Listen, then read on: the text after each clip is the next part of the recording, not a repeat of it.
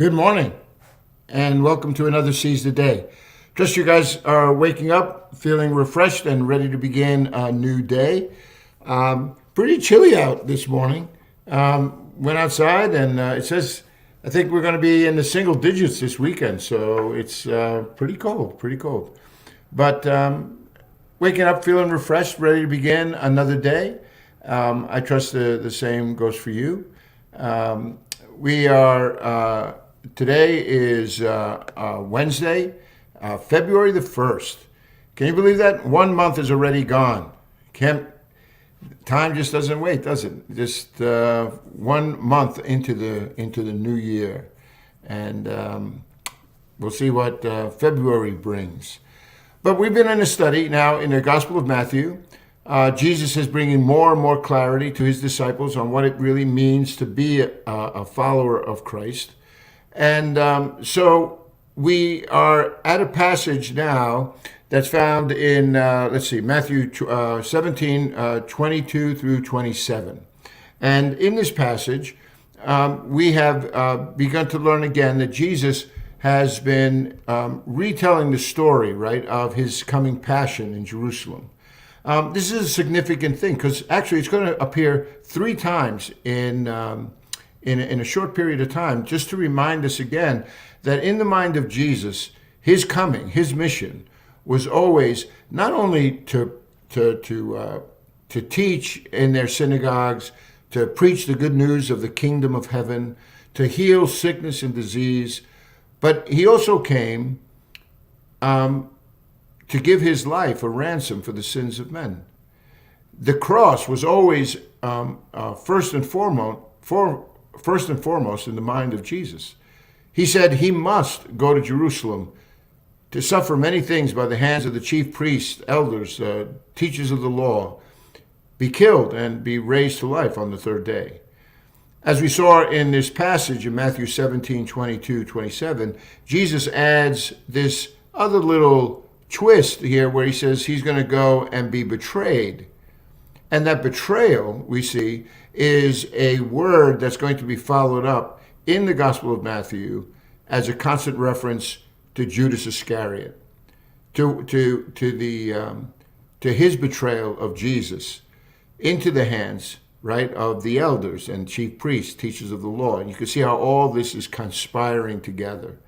They have already made a decision way back in Matthew chapter 12 that they were going to plot on how they might, get rid of Jesus.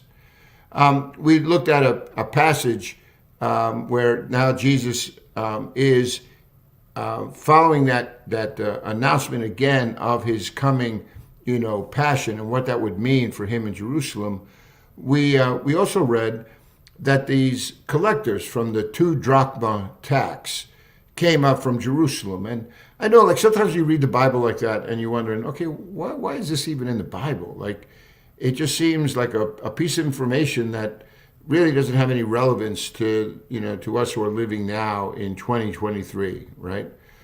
But I hope that as we've been working through this passage that you realize that really what was behind this moment was a teaching moment that Jesus wanted to once again just reaffirm in the life of Peter.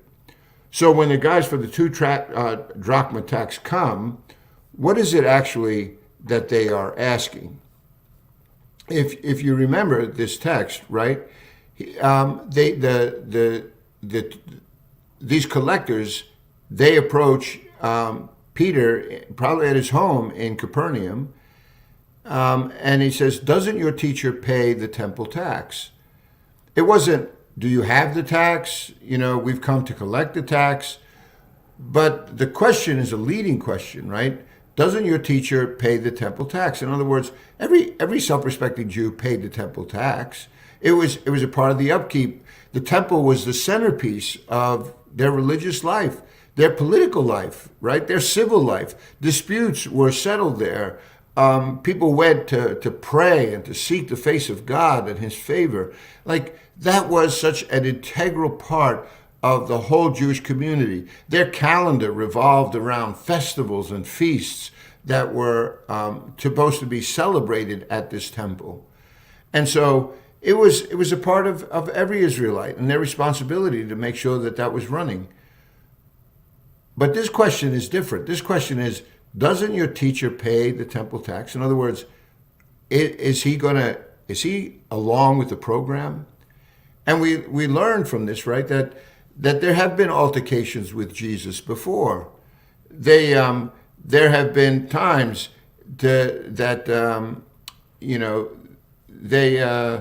they questioned Jesus's loyalty. They wanted to know why he didn't keep, for instance, why he didn't keep to the traditions of the elders, why there was this constant pushback against the religious leaders in his day. And so Jesus tells them, straight up that they are more about keeping their traditions, their laws, than about, following the word of God. Right, really, and Jesus then comes now to give us even greater understanding in what that meant. And so this conflict brought a place of division to the place where it got so heated that even the leaders from Jerusalem, those who were part of this temple, administration, they come down and they want to bring the hammer down on Jesus, but Jesus just exposes them, for the hypocrisy that they're holding on to. And so the upshot of this is that Peter now is placed in a position because his answer is too quick. It's like, yes, he does, But think about it. The pressure on the part of those who are coming to collect this tax is really with a word of accusation against the one whom Peter is now following. And so it puts him in a weird spot. Like, is he going to defend Jesus? Is he going to side with those who are in positions of leadership? There is this little political dance that, sometimes has to happen. If you've ever found yourself in a compromising situation like that, it's not fun, right? You want to do the right thing, but you're feeling this pressure on other sides. And no doubt Peter's going through this. And why do I say that? Because when Peter comes into the house, the text tells us that Jesus was the first to speak. And being the first to speak, Jesus' argument is an analogy with the taxation policy, right, of the kings of the earth. He says a phrase that is kind of unique in this gospel and intended to contrast human rulers with God as the Lord of the temple. And what it does is it prepares the way suggestively for the question about precedence in the kingdom of heaven. In other words, all these duties and taxes, the kings of the earth, the rulers of this earth, right? Who do they collect that tax from? And Jesus says, from their sons or from others? And in this culture, right, Peter, he answers right away, right? Look, from others, he gets it. Sons, Caesar's kids aren't going to be paying this tax. They're going to take this tax from all the other working people. And then Jesus says in verse 26, then the sons are exempt. And what is he saying by that? What Jesus is saying here, right, is that this assumption that the temple tax is exempt from the sons. Do you remember not too long ago on that mountain when the Father declared before Peter and James and John, right? This is my Son, whom I love. With him I am pleased. Listen to him. So the one in whom, and we looked at a passage yesterday in 1 Kings, where that passage in 1 Kings brought us to the realization that the temple, God says, I will place my name there. And as long as you follow my decrees, he says, I will hear your prayers, right? I will commune with you. But he says, but if you become faithless, if you chase after, false gods, if as a people you turn your back on everything that I have shared with you, he says this place will be destroyed. And isn't that what happens? We know that it happened once before. It happened during the days when, after Solomon built that temple, and they wound up, rebelling and following all kinds of, idolatry, turning their back on the things of God, becoming just like the warring nations around them, living as a people who knew not God. What was the consequence of that? Did not the Assyrians first come down and destroy all of those in the northern part of the kingdom of Israel? And then did not the Babylonians come and finish up that job? And they destroyed Jerusalem. They broke down its city walls. They destroyed the temple. They stole all the articles from that temple. And the people were brought out into exile for over 70 years. And then God, through a promise to bring them back, brought them back again to establish them in the land. And these cycles just continue, so that it will not be very long. It's going to be AD 70 when the Romans are going to come and destroy the temple in Jerusalem. Again, because of the faithlessness on the part of God's own people, which should tell us that God is not a respecter of persons, right? Just because we have a label that says, hey, I'm Christian, that we're exempt. No, if we're going to wear those labels, then those labels they have to signify something. It has to be seen in the way in which I live, right? The way in which I'm engaging the world. It has everything to do with the way I'm living my life as light of the world, salt of the earth. So the question then that we've been raising is, why should we listen to Jesus? Well, what Jesus is saying is, I am the Son of the living God who oversees all this temple. Together, God the Father and myself, we have established all that you see. And the consequence of that is Jesus is saying that he is the Son of the living God. But what does it also say when you look at this word? Here's a question that I want to bring today, right? What can we deduce from Jesus using the plural sons here in 17:26? He says that means then the sons, plural, are exempt. Now, no doubt, this means that Jesus is pointing himself out to being the Son of the living God. But hasn't the scriptures also told us that all those who put their trust and faith in him would also become the sons and daughters of the King? There is a wonderful passage, and this you see throughout the Gospel of Matthew, right? Ever since the beginning, when Jesus comes announcing this kingdom of heaven to all those who receive this kingdom, he gives the right to become the children of God. We are now adopted into this family. We demonstrate our allegiance by not just professing faith in the person of Jesus, but an allegiance to the message that he has brought.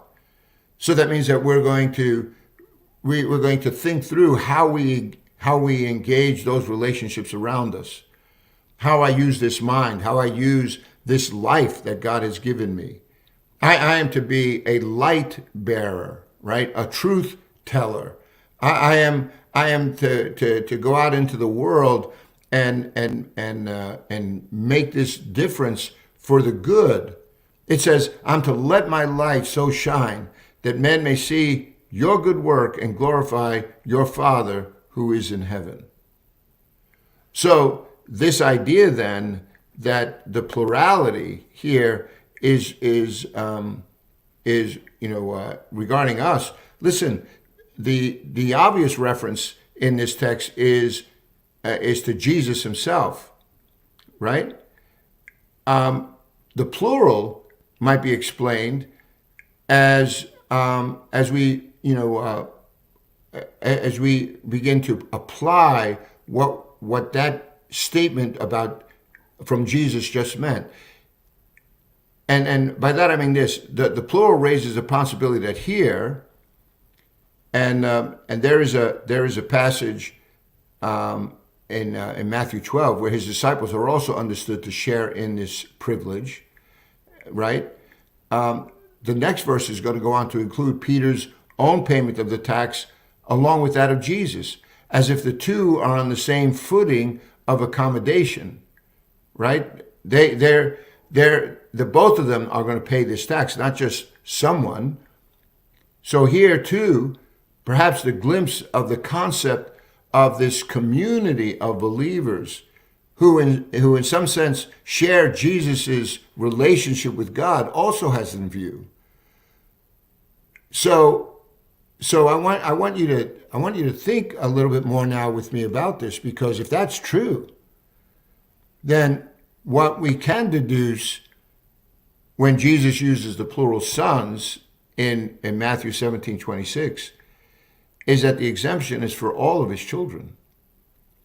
And what does that mean? Well, think about this again, right? Jesus is living in a day and a time when people were obligated, right, to keep to follow after the commands of Moses. That this way of life was marked out by the way in which this whole ceremonial system, was established.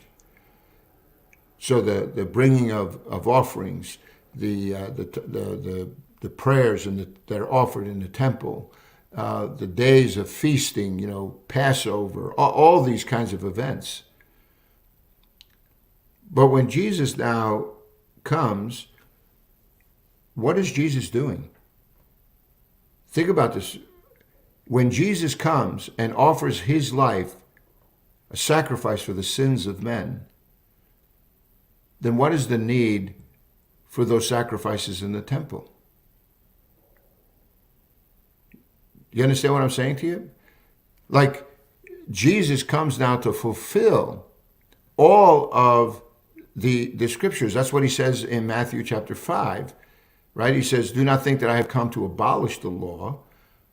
He says, I haven't come to abolish the law, but to fulfill it. Not the smallest letter, not the least stroke of a pen is going to pass away till everything has been accomplished. So Jesus is coming to fulfill this law and all of its requirements. Why? Because we've already demonstrated that we're unable to do that. On our best day, we still fall short of the glory of God. So what does God do? God sends his Messiah as one who is going to reconcile fallen humanity back to God. That is the mission of Jesus. And he's saying, I have to go to Jerusalem to accomplish this. Because he is going to give his life now as that sacrifice for the sins of men. And so what follows after that, is the removal of all of that kind of responsibility. Listen, I'm gonna read something to you here that is found in Hebrews chapter 9, and I want you to pick it up with me in verse 11. So I'm gonna write this down here, because this is a passage that will give you some insight into what is going on in the sacrifice of Jesus when he goes to Jerusalem. Because see, Jesus he pays the tax. He says, look, I don't want to offend anybody, so let's just do this for now, right? That basically is what he says here. He says, look,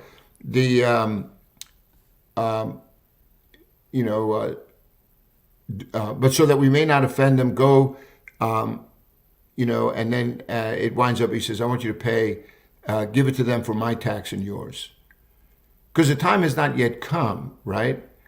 There are things that need to happen. So Jesus is not going to put obstacles and encumbrances in the way of him fulfilling his mission. So for now, Jesus is working within the system. He's going to the synagogues, right? He's preaching. He's trying to garner, you know, people's attention and turn them to recognize that he is this Messiah and that he has come announcing the good news of the kingdom of heaven. Okay. We know then that he's going to go to Jerusalem and he's going to offer himself up as the sacrifice for the sins of man. Which means then what is left? What other kind of atonement is there going to be made for sin? So when Jesus does that, don't you see everything about what people came to the temple for is now fulfilled in the Messiah, Jesus. There is no more need for the offering up of this sacrificial, because all of that was just a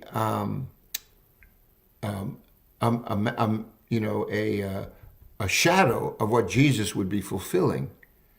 So let me tell you from the scriptures what I'm really trying to say here.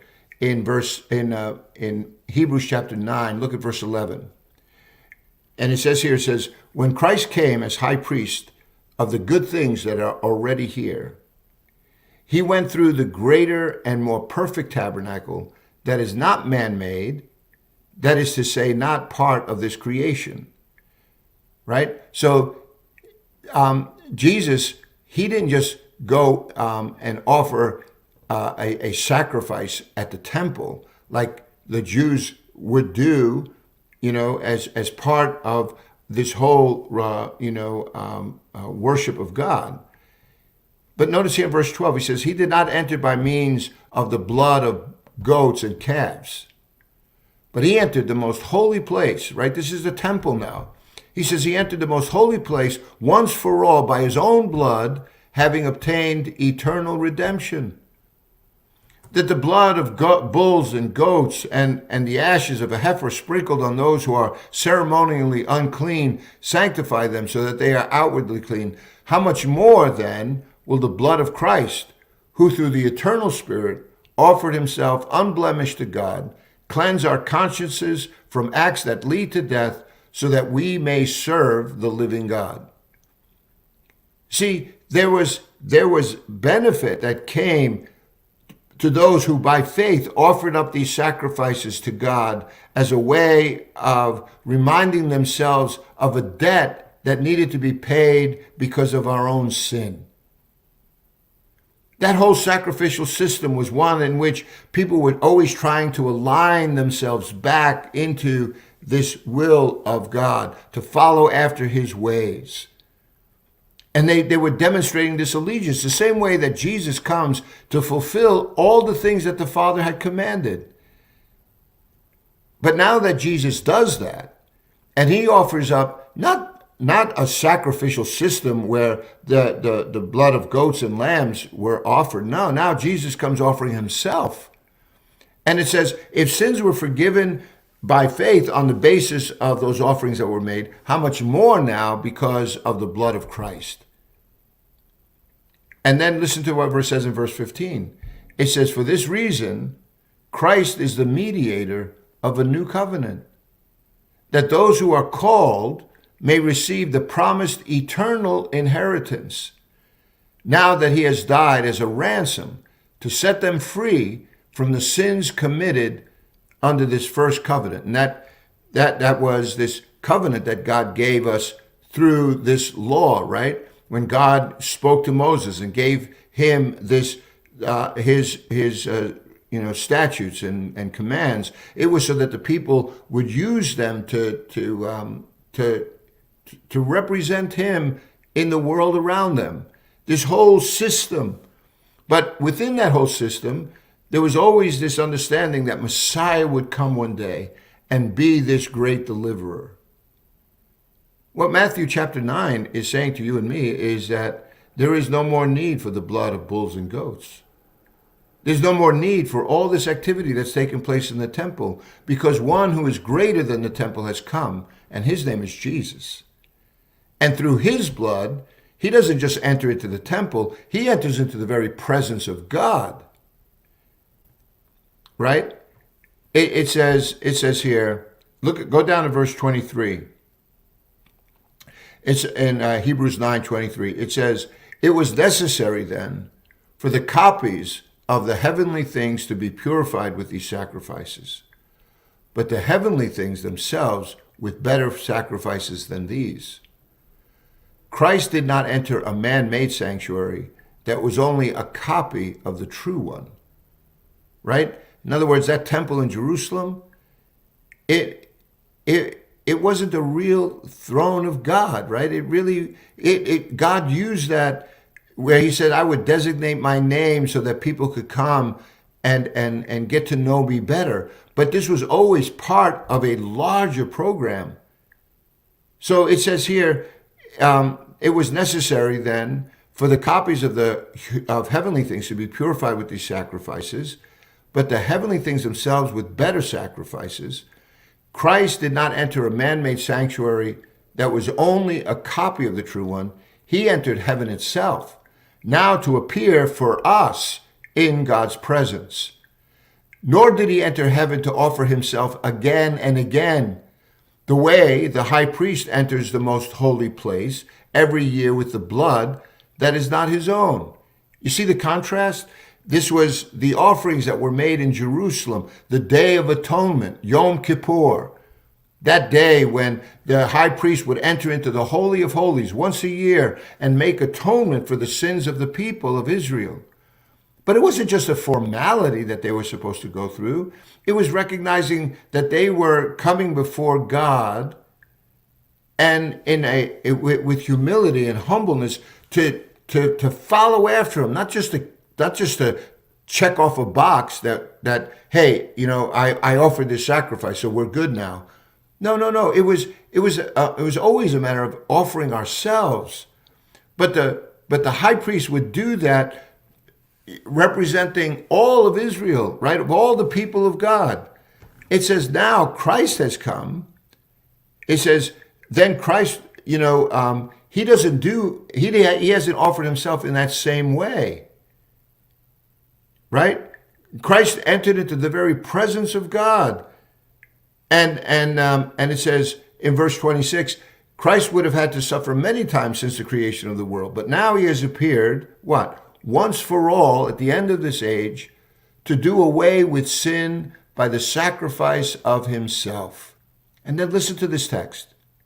Just as man is destined to die once, and after that to face judgment, so Christ was sacrificed once to take away the sins of many people.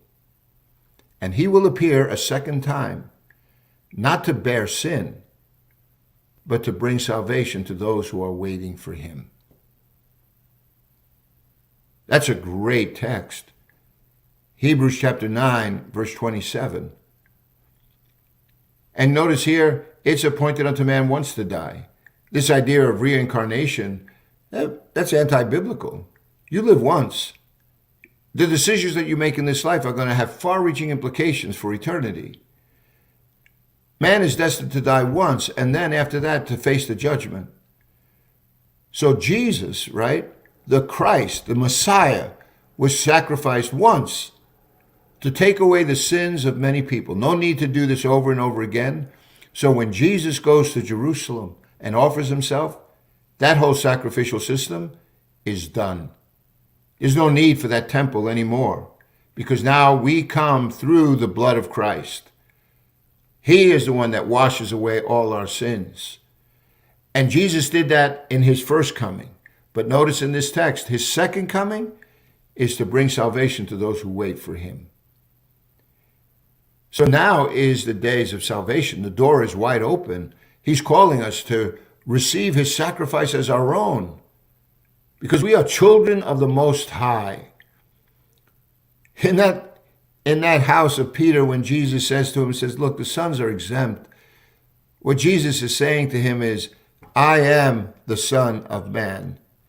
And all of those who belong to me will one day experience this freedom that God has promised. Well, we'll go through this again tomorrow. I know it's a little bit of a heavy concept, but I'll see if I can break this down a little bit better for everyone tomorrow, because what Jesus is saying in this text is it could be life-changing. It gives you a whole different perspective on what Jesus is accomplishing in Jerusalem. And Jesus understands that, and he wants you and me to understand it. Well, hey, think about this text here in Hebrews chapter 9. Read that over again, and tomorrow we'll go at this one more time so that we can understand exactly what Jesus is getting at in this text that we've been looking at in Matthew. Well, you go, seize the day, always remembering that God is good, and Lord willing, we'll spend more time again tomorrow. God bless you, my friends.